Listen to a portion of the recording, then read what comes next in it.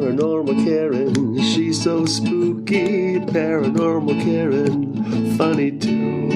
Paranormal Karen, she's so spooky. Oh, and did I mention she's funny too? Yeah, cha-cha-cha. Hey everybody, welcome to Paranormal Karen. You have to know my head is going to explode today because I found the expert on the most fascinating topic I know, elementals and fairies, all the way from the UK. Hello, Kate Ray. How are you this evening? I guess it's this evening where you are. It's just about evening, yes. Hi, Karen. I'm good. Thank you for inviting me. I heard you on another podcast and just so fascinating. Tell me about how you got involved in either the paranormal and even more specifically fairies or elementals. Okay, so both subjects have been a massive part of my life from I can't remember when. I can't remember when they weren't a part of it.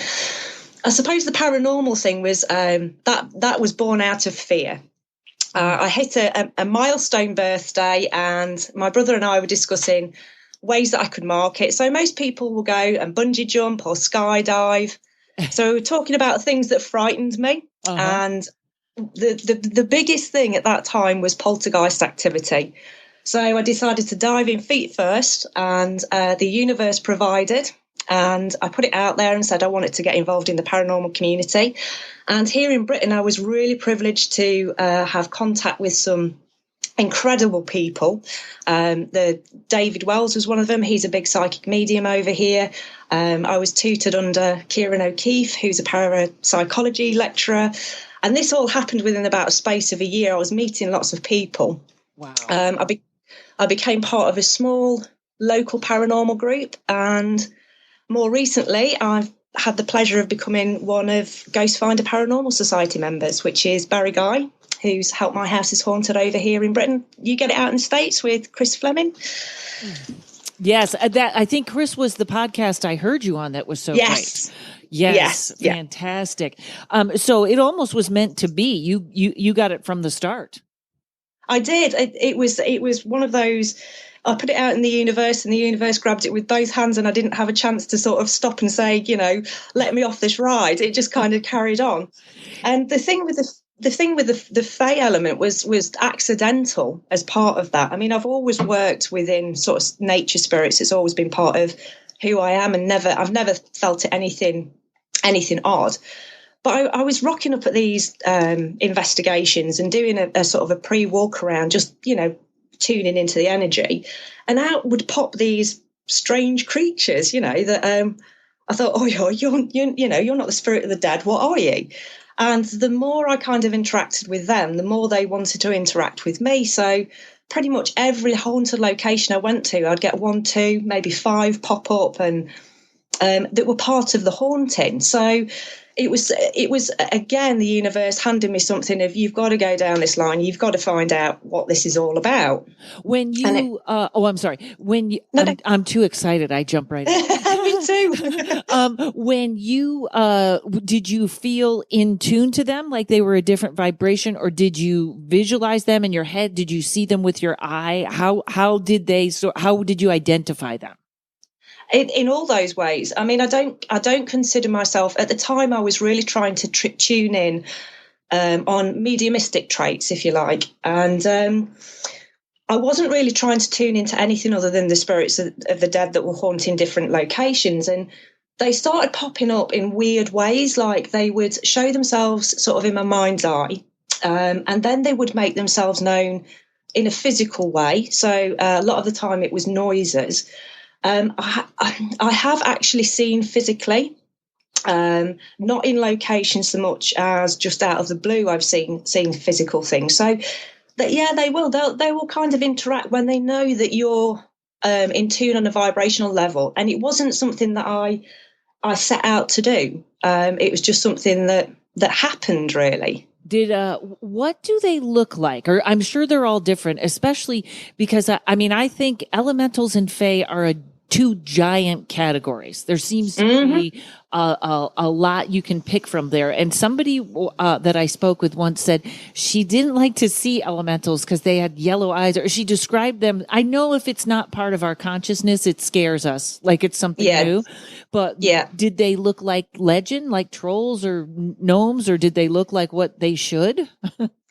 I think the answer to that is you're right. It's just there is such a vast variety. And I think one of the things that I've become very aware of is they will present themselves to how we can understand them. So they'll present themselves in a way, if they are malevolent, they will present themselves in a way that we will understand as malevolent. So they have a vibrational energy as more than a physical structure. So they can present themselves in very different ways. And a lot of the time I pick up on the nicer end of the spectrum. I pick up on sort of energetic colours or vibrations. The kind of the trickster end of the stick, they will show themselves to me in all kinds of ways, but in time, in ways that you would expect, like, your classic imp or your troll, or, you kind of lesser demonic, that kind of thing. They'll present in that kind of way. Recently, the one that's been kind of presenting a lot, not just for me, but for a lot of people around me, has been this sort of shaggy black being that's probably about 4 foot tall, but it's got incredibly violet blue eyes, which suggests that it's part of some kind of psychic energy link with the people that it's knocking around with. Oh. So, yeah, it's a massive question. I could spend days talking about how they look and how they come across. Right. Now, with that being, so you said the blue eyes, which you would connect that to the third eye chakra. Is that sort of the connection you made there? Yeah, the very purple ultraviolet eyes, definitely. It's they're there because they see somebody who has that kind of light about them and that kind of energy. Oh, and speaking of, this always happens, the Matrix, I don't know if you can hear the fire engines. Yeah, I can. Like, especially, and I'll at the end, when I tell you a little bit about my negative experience, it's we'll get to that after, but it's almost like it is when I talk about, like, I'm going to have to cleanse my house after this podcast, because I think I weirdly feel like this is somehow something that I'm supposed to connect to, but I'm not interested. Now, you talked about, there is a positive, I'm going to get to that in a second. I have so many questions for you. I'm stumbling over my own words. Okay. So I'm going to stick to the script. People know I never do that. So is there a difference between elementals and fairies? Yes and no. I mean, historically, elementals, you're talking the 16th century, they were very much seen as on the scale of monsters, in the fact that they were both material and spirit. And basically they were called upon by alchemists and witches to work on specific tasks. So they were put in specific categories and they were given specific names to be called upon. They do fit into the world of Fae, but they have a very different role, and their interactions with humans are very different. And this is just from my perspective and my understanding. Sure. Elementals basically means nature spirit nowadays. So we use it in the terminology as it's a spirit from nature. So in that respect, yes, they are Fae. The spectrum within the Fae realm is so huge.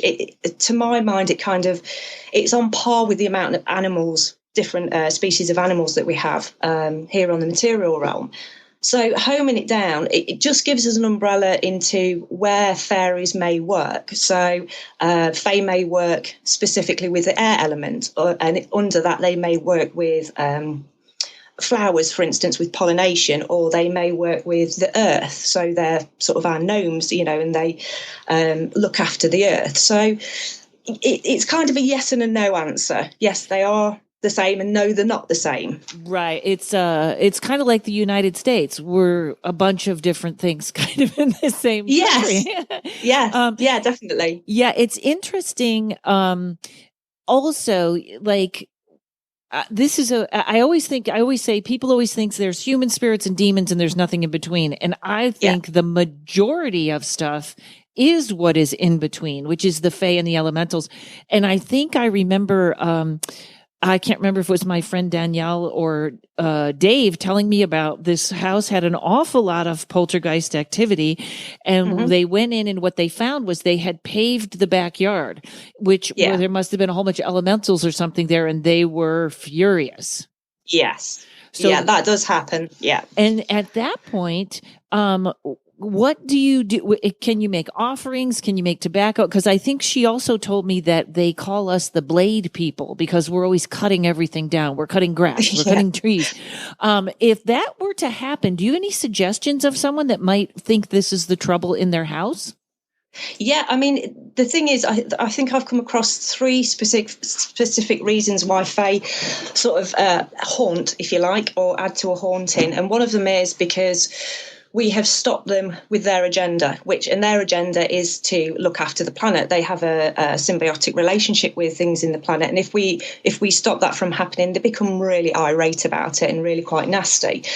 The other way that I've seen Fae haunting is if a house is already haunted by negative spirits of the living, they seem to be attracted to that space, that vibration, and will nest as well. So you'll get a raft of activity from both the dead and from the Fae. And the other one that I've come across quite recently in the last 18 months is an ancestral haunting. Which means that somebody's carrying over almost a curse from the Fae. So one of their ancestors has done something incredibly bad. The one that I'm thinking of, there was a mass excavation of a piece of sacred land to the Fae, and it was a great-grandfather who had been involved in that, and it had kind of trickled down the family line, and they were still experiencing that's difficult to appease. If, for instance, if it's your land and you're finding that you're having negativity after ridding your land of something that they deem as sacred, whether it be a tree, whether it be the land itself, it's a hard slog to build up a relationship, but that's what you have to do, and it's not so much appeasing them in the first instance, it's understanding why and deeply understanding why that's occurred. And then getting in tune with them to understand what they need to be able to work with you to make it a positive experience again. It's interesting because I did a reading for a friend of mine, and the first thing that came across, and I don't know what kind of fairy this was because I perceived it as an odd looking woman.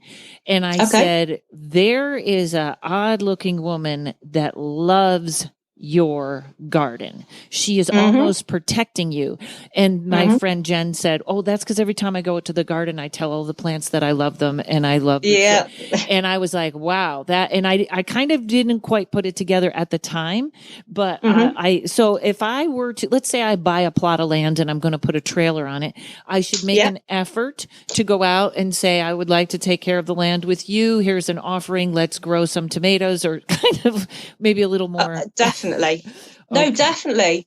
And I mean, it doesn't have to be a complex thing. I mean, this weekend we're coming into the summer solstice. It's an amazing time to connect with the Fae, and especially those that are more playful, the sort of the jollier end of the Fae. And often people ask me, how do they do that? And they think it's going to be something that's really complex. The one thing that Fae love about humans is when we actually interact with nature. And that can be as simple as just sitting in your yard and appreciating the flowers. It doesn't have to be elaborate rituals. They'll be drawn to you if you're drawn to nature because they're proud of it. They're proud of their relationship with nature. Wow. And okay, so I'm going to jump right in because people, and my friend on Instagram, Spinning Castle, she's my Twitter friend. Everybody always goes, wow, you're so negative on the Fae, which I had a very negative experience. We'll talk in the last half. But so tell me more about the positive Fae. Because I have a block on that. Is there any? Me too. Oh, me okay. too. Okay, good. Yeah, I think certain people are I don't know whether we're put here to work with the negative side of Fae or whether it's something, I don't know what it is. I mean, I have had some interaction with the positive side of Fae, and I'm very much aware of them. But in terms of working with them and working for them, it's the opposite end of the scale. And it is the negative end of the scale I find incredibly interesting. And I can't help but being sympathetic with that end of the scale either. simply because over a period of time, I've come to understand that once upon a time, we used to work with all Fae, and we used to employ certain Fae like imps and pixies, and the more malevolent end of the scale. We used to employ them and give them jobs and give them tasks and make them feel fulfilled because they're a little chaotic. I've recently described them as like, toddlers with ADHD. That's their kind of energy that they give. And if they're not given specific relationships with humans, they get into boredom realm. So they'll start doing things that are naughty to get your attention, that then escalate it into things that, they wouldn't think that is that bad. But, you waking up with a bruise first thing in the morning is quite a horrible thing to happen. But it's almost attention grabbing all the time from them. And instantly we live in this culture of it must be demonic, and a lot of the time it isn't. And if we start dealing with them as a demonic, we start escalating the situation as opposed to understanding them and how to work with them. Is it true that they don't like iron or metal? Yeah, apparently so. I've recently been digging into that about why, and it's a really hazy history. But it's something to do with, again, I would say 15th, 16th century, where the theory was that iron didn't come from the earth, that it came from another planet. And because of that, it's something that the Fae can't work with. And all Fae have an aversion to iron. So you've got to be really careful about having iron about, because if you've got negative Fae interaction, you don't necessarily want to banish all Fae from your immediate environment. If you've got bad things that are going on, there's some really good things on the internet about how to use iron in those situations to help you out. I would say on a whole, there's a raft of other things you can try before you start, trying to kick them out and banish them and use things like iron. Okay. That's funny because I started buying skeleton keys and just placing them around the house. So maybe I ought to look at something else first. No. There's another aspect to this that if you don't cleanse the energy out of the building or away from your own auric body, you can actually trap them within that space by placing iron about. So you need to cleanse out first. Again, there's lots of things on the internet about how to do this, but the theory is that you can trap them in your space if you do it without kicking them out of the space. Okay, interesting. And you mentioned imps. Are imps in the Fae category, or are they in the demonic? Not that I guess, maybe this is one of these things we'll never know, but you put imps sort of more, well, you said demonic, and we used to give them jobs. Yeah. Wow. Yeah. How bossy are we? I know. Because my rule is now, don't fool with things you can't see. Totally. I totally agree. And I think I would only ever use that if you know exactly what you're doing, and exactly how to sever that relationship. Now, when I talk about demonics, I'm not from a religious background. So my understanding of it is that we have this spectrum, this rainbow, and even pre-Christian these things existed. So you have at one end of the spectrum you have the demonics, and the other end you have angelics. And in my mind, they are part of the Fae realm, and they do play a part in everything, the complexities that go off within that realm and within our realm. So they all have purpose. Just as animals within our realm that we see as frightening animals or ones that we would consider evil, they all have purpose in the structure, in the biostructure of how we live. So they're not there just plucked out of the universe and just, somebody said one day, oh, we're going to stick this evil in the place. It is about understanding the balance and why they are there and why they exist. So when I talk about demonics, I talk about them in terms of pre-Christian, as opposed to, and quite rightly, Christians did take the idea of demonics and put them into a realm where people would stay well away from them, because of the danger that's associated with them. Quite rightly so. Can't have everybody going around sort of capturing one and using it for willy-nilly everywhere. But there is a lot of history. I mean, again, there's rafts of books, etc., out there that speak way more in depth than I ever could on the subject. Yeah, I remember once I've made a lot of mistakes, folks, and I will freely admit on an investigation where I should have been more careful. One of the things my friend Tommy told me that was what you said. Originally, demons were thought to be teachers, sort of like if you were in the wrong spot, this showed up to go, hey, stop that. Which is funny because as Christianity pushed them away, also, I'm going to get a little anarchy here, but it seems like follow our rules. Don't worry about that. But I am also, I guess I'm sort of a Christian. Weird thing. Okay. How can we already be at the break? Not even to question 3. Not even to question 3. All right, folks, hold on a second. We'll be right back. Hey, everybody, it's me doing an ad for me. That's right. I keep forgetting to say this at the end, so I had to take out an ad on my own podcast. First of all, thanks for listening, and I love all your feedback. If you have a comment or a story or just want to say hi, email me at karenrontowski@gmail.com. Also, go to karenrontowski.com or paranormalkaren.com, and you can get my tarot class. That's right. It took me 2 years to put it together. It's 8 classes, about an hour each. You will be reading tarot by the end. While you're there, sign up for my email list. Everyone should do this. I only send out an email about every 2 to 3 months, and it's filled with typos and misspellings, so you know I haven't been kidnapped, and that's the best way to keep up on comedy dates and whatever is new. While you're there, you can book a 30 or 60-minute tarot reading, or you can get a gift certificate for somebody else. I got a little bit of merch left. If you want a Paranormal Karen Shungite sticker for your phone to make it safer, you can email me about that, or I now sell Paranormal Karen reusable straws. You take them with you wherever you go. Maybe you're doing cocaine with someone that doesn't look like they're clean. Boom, you got your own straw. karenrontowski.com. Okay, and I'm going to give a shout out to Skype because, folks, you know how much I've struggled with good sound on interviews. Kate, you sound amazing.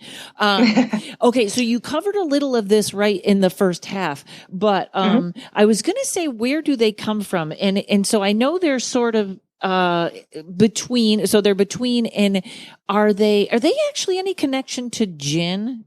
Like they could? Yes. Okay, great. Well, how does that work? So all over culturally, in every corner of the world, we have some reference to a Fae reality, a Fae realm, and it's just different cultures give different energies different names, and basically the Fae exist within a very fine layer between our material world and the realm of the spirit world. So I think they're our closest energetic beings without sort of solid matter to us. So they kind of traverse in between our realm on a regular basis, where you have sort of your human spirits where it's a little more difficult for them to come in and out of our material realm, and then you go up into your sort of angelics that kind of, you know, it's trickier again for them to come in and out. They are our closest sort of astral buddies, if you like, our closest energetic buddies.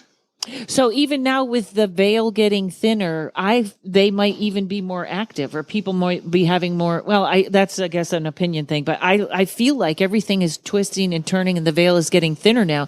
So they may actually be closer to, we may actually have more interaction with them. Definitely over this weekend. I mean, both solstice, both winter and summer solstice, as well as Samhain, which is Halloween, and Beltane, which is in May, offer us a real sort of door into all spirit realms, into all energetic realms, particularly within the summer solstice, though. I've just been given over the last couple of days, it's time to have some fun. It's time to create some joy. I never get this off the Fae realm, it's time to have a play, I usually get totally different messages from them. But the summer solstice is all about sort of letting your guard down and having some fun. And I think people will start getting a sense of that. If they want to tune into the Fae world, they'll start getting that sense of sort of childish excitement that comes along with that energy. Samhain, Halloween is a different energy again, because that's more sort of ancestral and the dead world, as well as the sort of darker spectrum of the Fae that come through. But both as interesting, really, energy-wise. But if people do want to sort of sit down at this time of year, because, it's not just the day of the solstice, you're talking days before and days after that we still have this opportunity where to work with them. It's not just a one-stop shop. So got plenty of time. Right. Oh, and my mistake, this will come out in August. So, yes. So I think we might be past summer solstice, but I'm still fascinated. I'm thinking about this weekend. Do you think you said you used to hear them too. What do they sound like? So lots of people have very different experiences. I've had quite a few that have been probably extremes of the spectrum.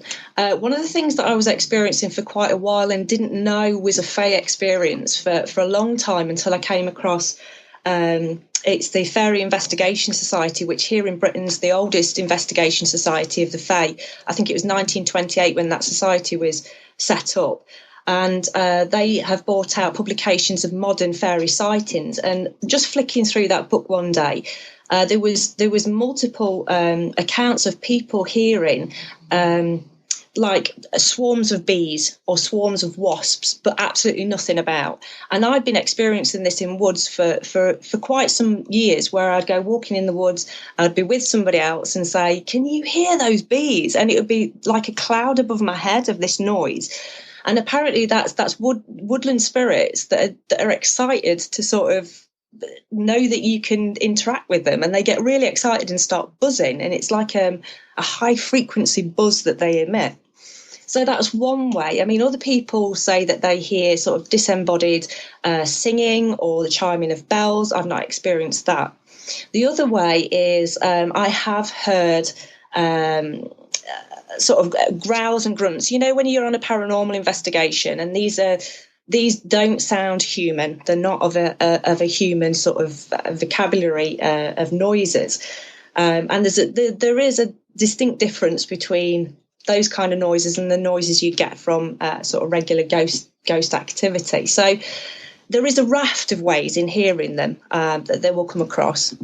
The buzzing is interesting. Is it ever smaller? Is it ever like I don't know, weird way to say this. I've never experienced that, but I've experienced like what seems like flies. Maybe I'm not hearing it as well, but it's very interesting. This is somehow my topic. So I feel like you have this connection. I was once on an investigation with a friend of mine, and we were out in the garage. We were investigating in the garage, and we had said something about fairies, and she said, I heard if you throw rice on the floor, they'll go away, or they have to pick it up. So they get, it was something, I don't know that it was maybe a myth. She said that if you throw rice on the floor, they get very busy. They have to pick it up. And is that true? So that does come from a fairy tale. I think that vague recollection of it actually being sort of wheat or barley or something like that, where as a punishment, the Fae had to go back into the barn at the end of the story and pick every grain up. So I think that's where it's coming from. But there's lots of truth within fairy tales. So it sounds pretty spot on. Oh, good. I don't know if they didn't like it or they realized we didn't have rice. Because there's an EVP, and it is her voice exactly. Something mimics her voice and talks over her. So I have there's two of her speaking. That's very common. The mimicking, that is very common across the board of Fae. So that one of their favourite things, no matter where they are on the spectrum, benign or malevolent, they love to take the mick out of humans, full stop. They find us incredibly clumsy, slightly stupid, and at any turn that they will take the mick out of us. It can be quite unnerving, especially if you're getting it back on an EVP, that I can imagine that being. But I've actually had a DVP of that quite recently. Where other people in the room have actually heard it as well, and it's been a mimicking of me, and it happened 3 times when I've gone, "What was that?" and it's done it again, and then I've said, "What was that?" and then it's done it again. So typical Fae, typical. So they're very aware that they have that advantage over us, and they think it's funny. Oh yeah, definitely. They have got all across the board. They've got a good sense of humour. I've only ever met a couple of specifics that have no sense of humour whatsoever, and we're ants to them. But the majority of the sort of lesser Fae, yeah, they love it. I mean, they'll see us do something stupid, like trip over our own shoelace, and then they'll go off to the mates and just reenact it because they find that kind of thing hilarious. Wow. I'm now that I know they have a sense of humor, I'm starting to lighten up a little bit. Yeah. Do you think Muse, like people what interpreted as Muse, were actually Fae? Yeah, I mean, historically, that's one of the historical connections. Goes back to it's Greek, isn't it? The three muses, and it definitely goes back to that. And I suppose that there's a connection there between sort of music, the arts, creativity, because there's the whole raft of Fae that are connected with giving humans inspiration for things that perhaps they wouldn't have had that inspiration for. You know, a lot of playwrights and a lot of musicians would cite that they had Fae interaction, and then this magical play came out of nowhere, or piece of music, that kind of thing. Wow. This is sort of a little sidetrack, but there's a wonderful book, and all the artists out there that listen to it, you have to get it. It's called Big Magic by Elizabeth Gilbert. And she talks about ideas and how she had this very specific idea that came to her. She talks to them almost like they're beings. And she met this famous author once. They became friends. They didn't talk about what they were writing. She had to dump the story because of things that happened in her life. Runs into her friend, I think 5 years later, and said, "What are you writing?" And the friend tells her almost the exact story to detail what she had started and stopped. And she almost tells the story like the idea went from her to the other author, that it wasn't stolen because they had no exchange of information, but the idea left her and went to the other author. I wonder if that is what an interesting concept that would be Fae, happy writing Fae around them that just was like, nope, not enough time. Yeah, you've dumped it. We're moving on. Right. Now, this is what is fascinating. So they're also shapeshifters, aren't they? Yes, and I think that definitely ties in with the mimicking element. And there's two ways, there's two reasons really that I've come across, and there might be many, many more, that they do shapeshift. And one of them is, like I said earlier on, that they'll present to us in a way that we can understand. So in essence, Fae are vibrating energy. So they're typically in their truest form. They're probably light, and I have seen them as that, as light, and as vibrating energy. So for us to understand them, understand their personality, understand what their role is in the world, they will shift to give us indication. And I spoke on Chris's podcast about being on Help My House is Haunted, and one of the things that happened there was the pixie that was attached to the tree that had been cut down, that was haunting the property. In its true form that it wanted to present to the world, it was very nature spirit-esque. It was it looked quite woody. It looked quite cute, but because it was pissed off with the situation, it had come across as like a little pot-bellied troll thing with a hook nose. So it was stomping around in this kind of guise to show the world that it wasn't happy. It had taken on this material persona.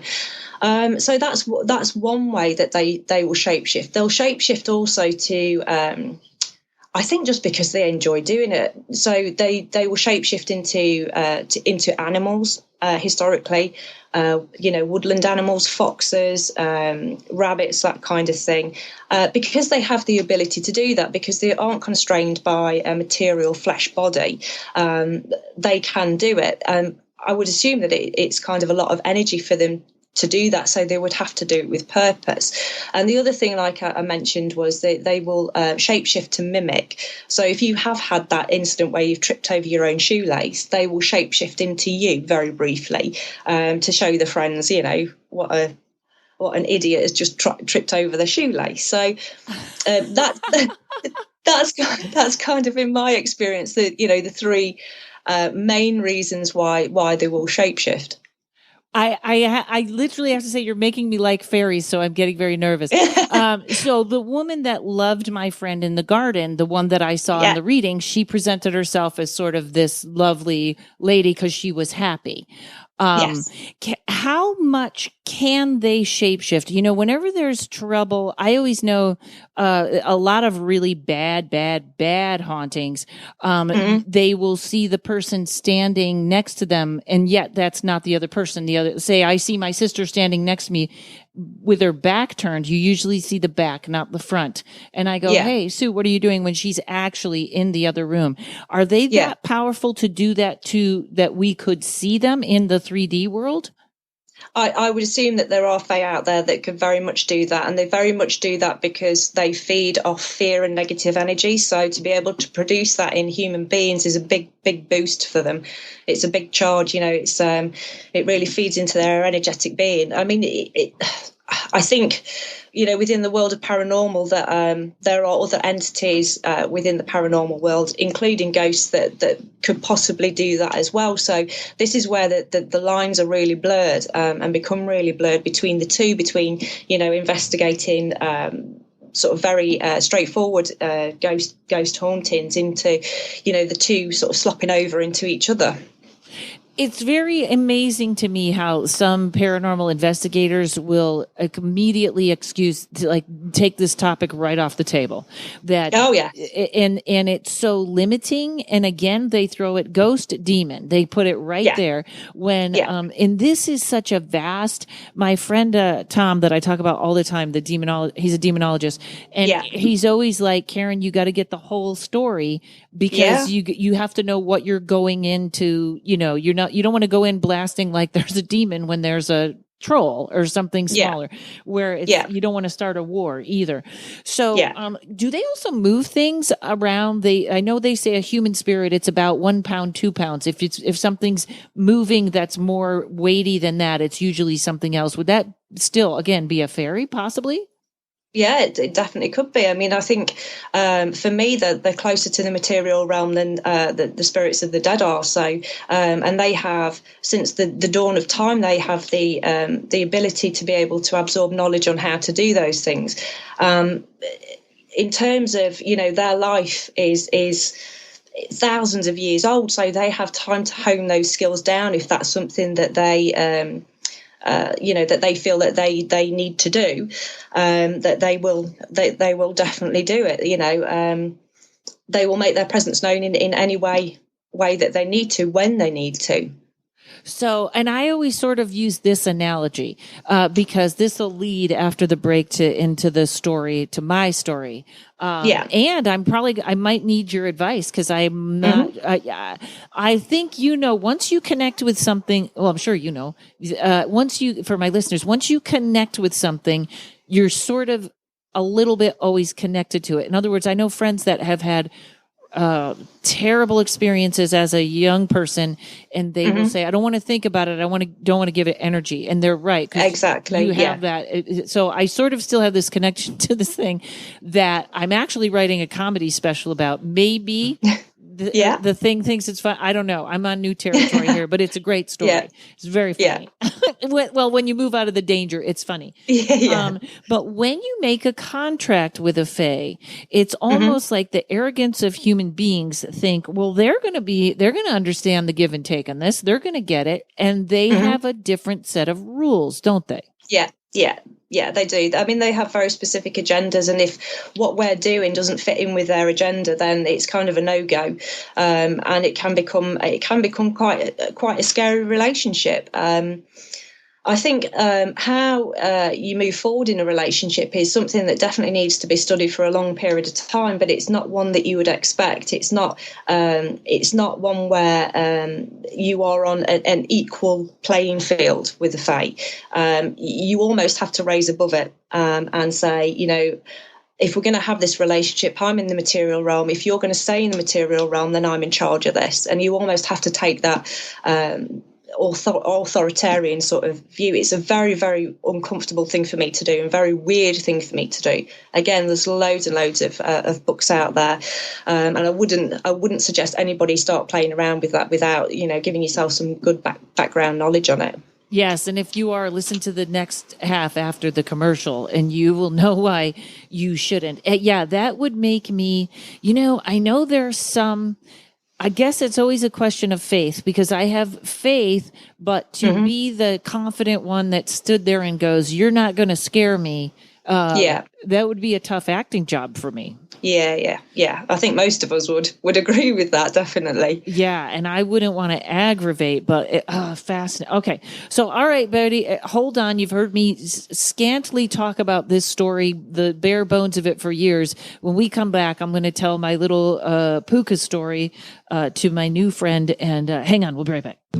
Psychic medium and buddy of mine, Terry Huberman, is with me today. Terry, you've given me so many great readings and healings, and now you've got everything together in one package. Tell me about that. I sure do. So this package has energy healings, readings, and coaching. Coaching, that's the best. And people, they buy the package. You give them coaching once a week? Yeah, so we meet online once a week, and in between, there's support as well. And who would this be for? This is really for folks who are in indecision, needing to get into their intuition because they're blocked or stuck. They need to move forward. And so we explore what the root causes of the problems are. And helps them get out of their own way. Yeah, absolutely. Terrific. And what can they expect from this? Sure. So moving from anxiousness to confidence, accessing their freedom, joy, and security, and really being in alignment with themselves so they have that clear direction, so they know, aha, this is what I need to do next to reach my goals. So now there's something that's free so people can talk to you and see if this is for them. Yeah, absolutely. On my website, terryhuberman.com, there is a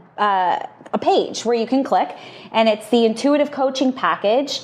And there is a button there that says schedule a free call. So you go ahead, schedule it. We'll get on a call and you can learn more about this program, and we'll see if this is a good fit for you or not. See if there's chemistry. Yeah. Beautiful. It's an odd date. terryhuberman.com, TerrieHuberman. I highly recommend it, folks. Okay, I'm almost, okay, so I'll tell you my story now. Yeah. I'll give you the serious, not the comedy part. So I would always have people gather over my house to do whatever. And one day somebody said, let's invite a witch over. So a Wiccan came over and she said, let's all do a fairy spell. And it's funny because my friend Tom, who's the demonologist, was there, and his famous last words are always, I wouldn't do that. And he sort of like lets everyone take their own path. And there is this sort of like, you have to get burned once to know don't touch the oven. So this was my burn.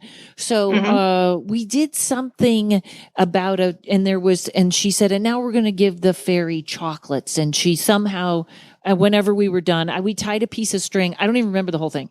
And then she hung the chocolate from my ceiling somehow.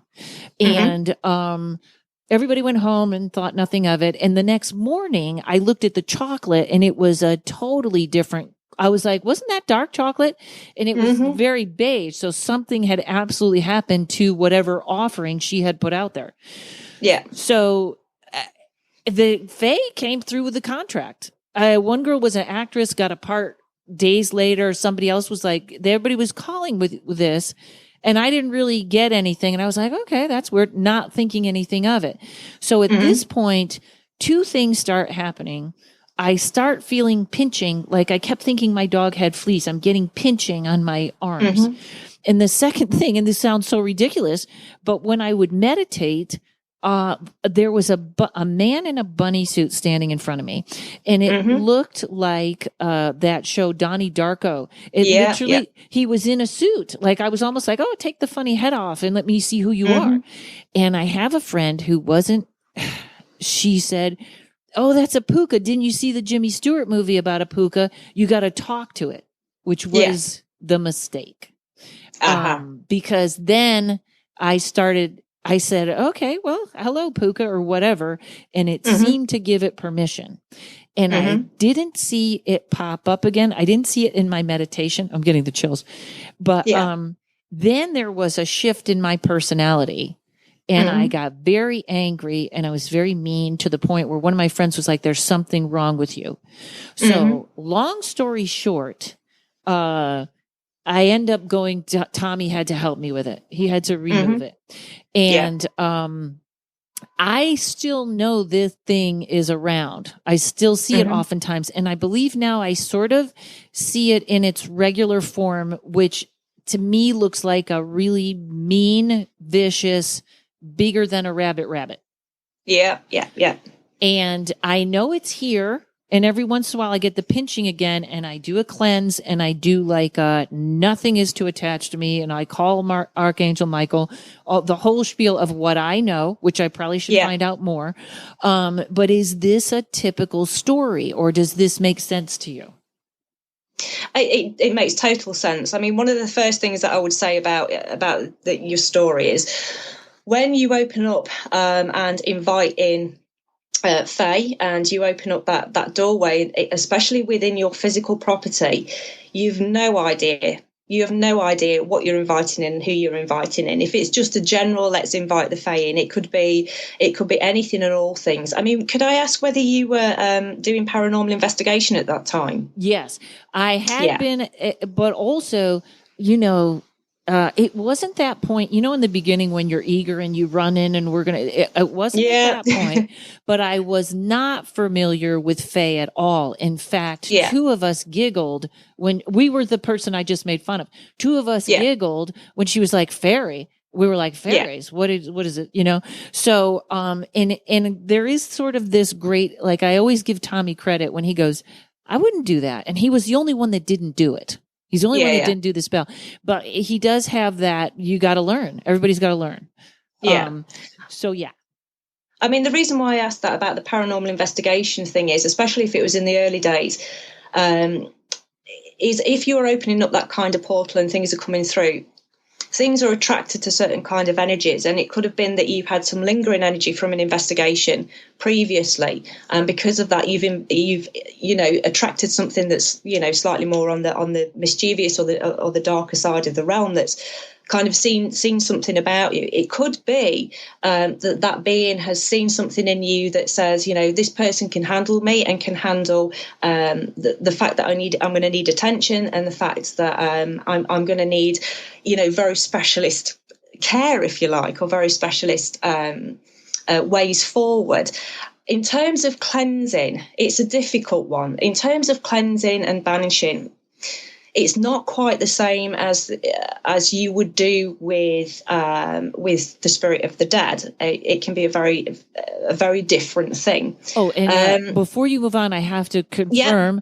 Number one, I do tarot readings in my apartment, so that energy is here, and also it's a long story, but my my dog. My best friend's an animal communicator, and she was literally talking through my dog. My dog said she has an attachment and she's wearing it like a cape, and it's very tricky. It goes in and out. I can only see it sometimes. But it likes when she reads because then everything is open. Yes. Okay. Yeah. I mean, this is very different. If it's an attachment, it's very different to if it's just sort of hanging around. An attachment is absolutely not okay. It's absolutely not okay. Right. And you have to make that very, very clear that your energy is your energy. And if it wants to work with you, or if it wants to stick around and not be banished, then it absolutely cannot take and feed off your energy. That's not part of the deal at all with any of these things. And they will, to a certain extent, understand that. So that's the first part of it. To say it's God, sorry. I was just going to say you were getting to the cleansing. I'm writing this down vigorously because I'm doing everything when we're done. I'm going to make it clear. Yeah. Okay. I think. Yeah, I mean, it's slightly different now, thinking, if it's been identified as an attachment, it'd be slightly different. And what I would say is I would go to somebody who you really trust and get it energetically removed. And when you do that, it has to be very, very clear that's not going to happen. You wouldn't have a human, put their arms around your neck and carry them around sort of willy-nilly throughout your life. So don't take it off the Fae either. Right. And Tommy did that at that time. Yes. Yeah. So is it? Do you think it's still within your energetic being, or is it still attached to you energetically, or is it just kind of bobbing about your energy field? Do you think? I feel like it's bubbling about. And here's two weird things for the story, which actually made something interesting. I never spoke to it again. I sort of just put it out of my realm. Like I said, and hopefully I'd love to hear your cleansing tips, because I just pray. I cleanse my apartment every day. I do singing bowls between readings. I keep this as clean as I can. I know I can see it in my mind clear as day, and I don't know. I know it watches me. I don't feel it as a danger. It's, I have been lately feeling a little bit of the pinching again. So I've been over the top, like clear, and I don't feel like it attached like it did before. Like I was angry when it did before, but also I wonder, because of the way you said this, I wonder if it likes the idea that I'm writing it in a comedy. That's a lot of attention. Yeah. Of course it will. Of course it will. I think the other thing is with the pinching, that sounds very much like attention-seeking behaviour. If it's pinching or waking you up in the night or sort of popping into your dreams and that kind of thing. So it wants your attention. So I'm not suggesting that you talk to it, because if you talk to it, you are giving that power to sort of come back within your energy space. I would definitely make that clear boundary with it, that absolutely no circumstances that it's to feed off your energy. But if it's going to be there, then it's going to have a job. Maybe give it the job of helping you write. So let's see where your level of comedy's at, and help me write some comedy. With that. With that, I would try just to give it a go. Leave out a little bit of milk and honey. Leave it somewhere where you think it might be hanging about. Just before you go to bed, leave it some milk and honey. It's an absolute classic traditional for keeping the face sweet. If you feel like there's an energy shift after about a week or 2 weeks of doing that, you know that it's willing to work with you and not sort of keep bugging you on a level that's unacceptable. You can then notch it up after that and sort of start trying to find out how it's going to help you. But give it tasks, give it something to do, give it something useful. Interesting. Okay, so this is a very hippie question, and a very Oh, I love hippie questions. First, do I have to? This is where I get. So if I were to, like, I almost feel like I should just make an announcement in my apartment, not to anyone special, that no one is to attach or take my energy. Period. Yeah, and period, okay. Ever. Not absolutely directly ever. To that thing. I'm not directly to. If I were to leave out milk and honey, wouldn't I have to do that forever? You don't have to do. I mean, it'd be nice. I mean, what I would do is after a couple of weeks, I would set a day aside when you do it, and be conscious of the fact that you have a life as well. So if you forget that it's not such a big deal, it's not a forever thing. It's basically what you're doing with that is you're testing the water to see, where on the spectrum this thing is. If it's there because it wants attention and wants to work with you, if it's not escalated particularly beyond sort of pinching and that attention-seeking behaviour, then I doubt very much whether it's something of real sort of root evil. So it's there for a reason, and it's kind of attached to you for a reason. It's obviously seen something within you that it knows that it can work with and work for.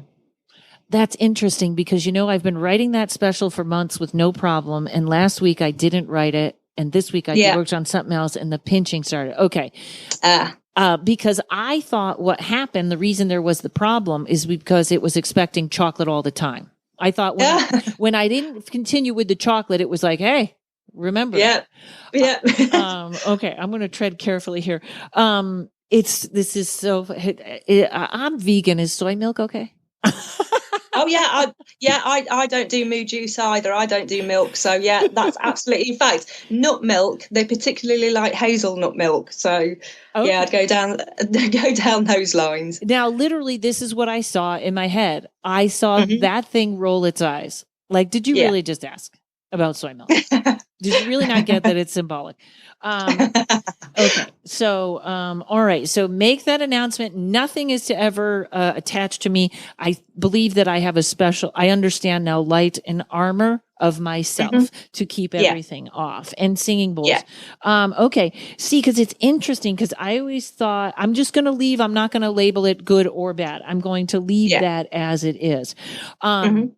And also, I do know once you are looking at the paranormal is looking at you. So yes. Oh, yes. okay.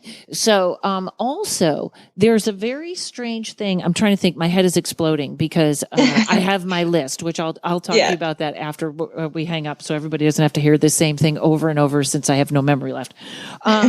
So there is something else that runs through my apartment.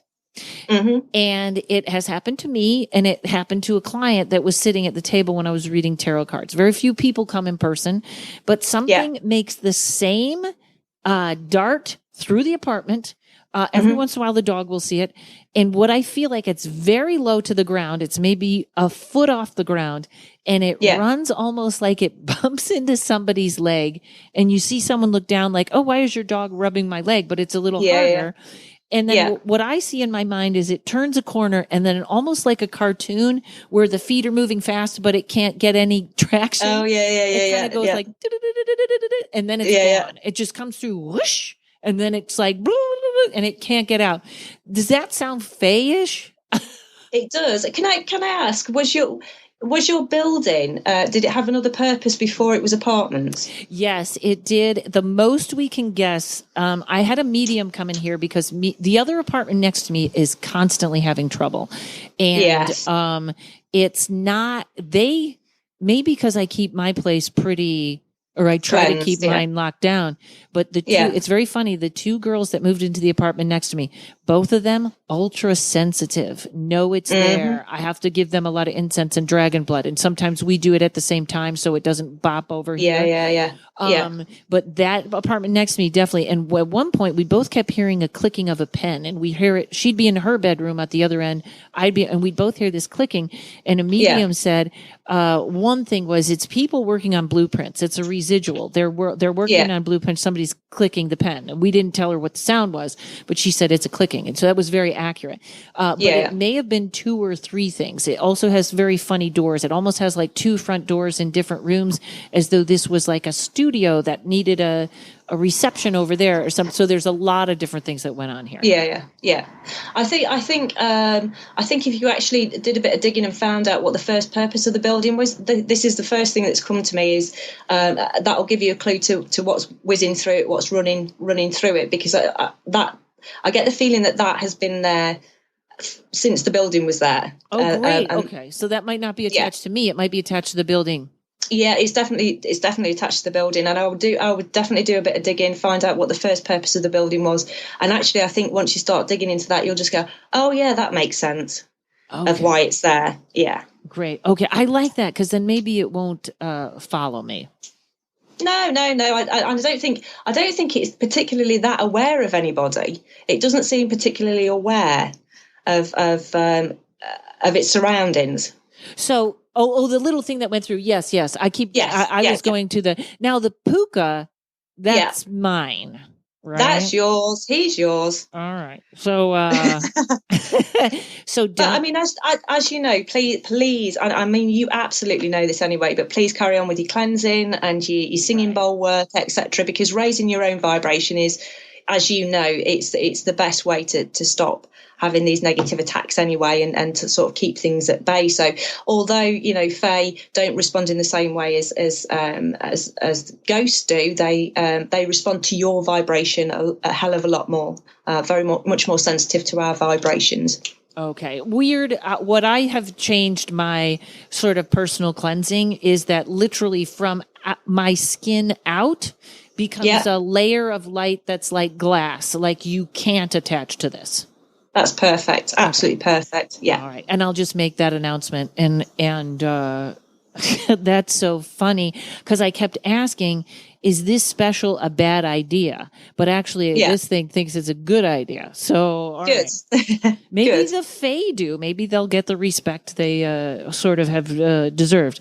So you said in the other that they respond to prayer, or they don't like it? Yeah, I think I have had time to sort of sit and really think about the questions that came out of that podcast. And They don't, a lot of them don't like it because they find it quite offensive in the fact that they are not of a religious, they're not of a religious faith themselves. So it has very little effect other than it being annoying. However, what they do respond to in terms of prayer is they respond to a person's intention.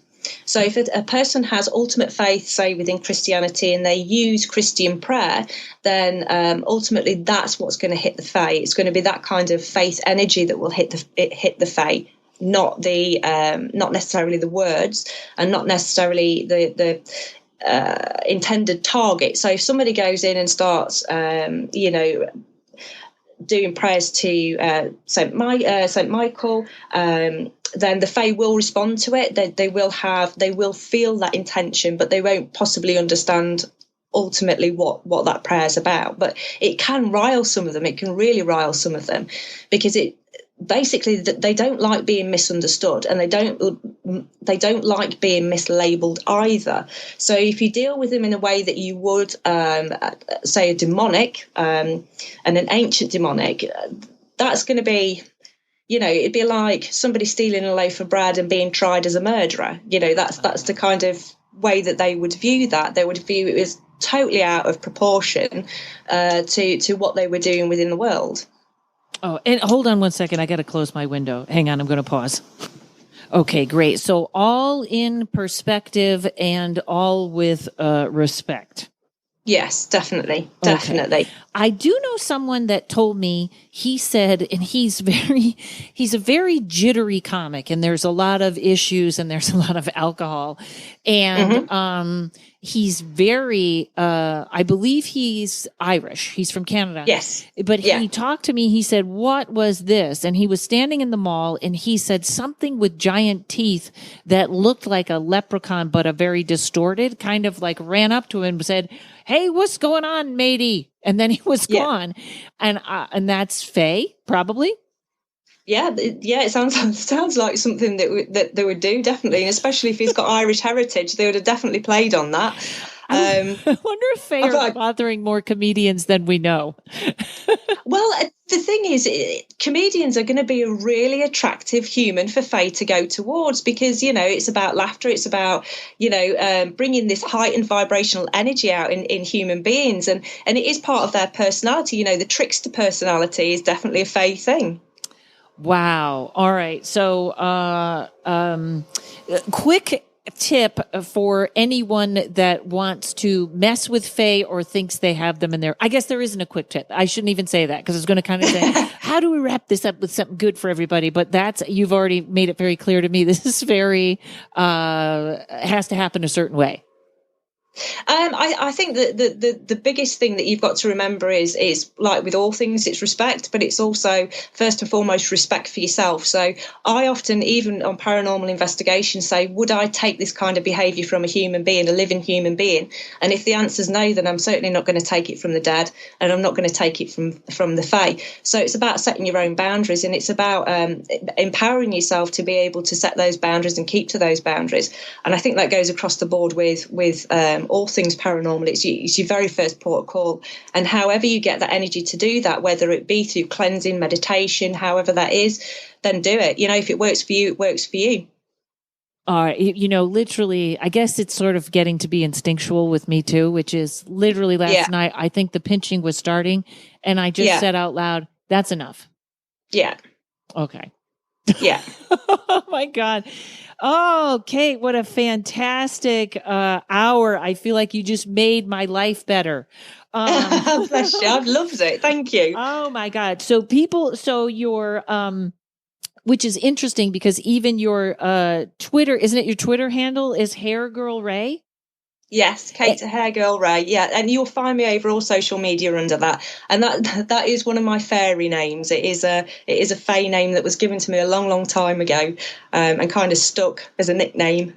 Okay, you can't talk unless you have 10 more minutes to talk about everything you say, because everything you say, I'm like, wait, tell me about that. So folks, it's HAREGIRL, Ray, RAY, and I'm going to have that in the show notes so you can follow her. So bunny hair, you have hair in there. Mm-hmm. That's a big thing with Fae, like a rabbit. It is, yeah, and it was it was a name given to me, like I say, probably about 12 years ago, almost as a joke. And I have dreadlocks, so it became quite linked with that people, hair, dreadlocks, hair, as in a bunny hair, and kind of stuck. And it's kind of stuck with me. And it's one of my spirit guides comes to me sometimes as a hare. So it's kind of all interlinked like the universe does. It kind of chucks you these links, which is lovely. Wow. So are you writing a book or something? Please do. Yeah, to be quite honest, I started. I want to put together an almost Miranda-ing journal of all my kind of weird and wonderful experiences, especially over the last few years, where I put it out to the universe of this is what I want to do with my life. That's going to be a little bit of time in the coming, because it's nowhere near to the end of any of these journeys. I do bits and bobs of writing for Haunted magazine, which is a UK publication. Funnily enough, very quickly, and talking about how the Fae work, I started putting together, after Help My House is Haunted series, after I'd been on there, a guide to working with Fae in terms of hauntings, and I was very much told by the Fae community that I shouldn't publish it, because I put very specific things in there that they were incredibly angry about. Wow. Did they react in your home, or just you kind of got it telepathically, psychically? No. I got it physically, and in front of several people. And if I hadn't have had an experience in front of several people, then I would never have told anybody the story ever. Wow. See, this is the thing that's funny is I can do this as a comedian and everyone just goes, oh, she's nutty, but it's funny. Yeah. And everybody else metaphysical might go, wait a minute, maybe we need to look more at what Fae are. Yes. Yeah. Wow. All right. Whatever you have, please come back on the podcast and tell us about it. And I want everyone to buy it. And you're just fascinating and lovely. Bless and you made me feel so much better. So, and if you can hang on after I close out just for a second. I will do. Thank you. All right, everybody. Thanks for listening. If you can give me 5 stars, that'd be great. It's really helping out. Also, thanks to Mike at Uno Rising Media. Everybody stay safe and Fae free. And I'm going to get a t-shirt, Fae free. And we'll see you next week.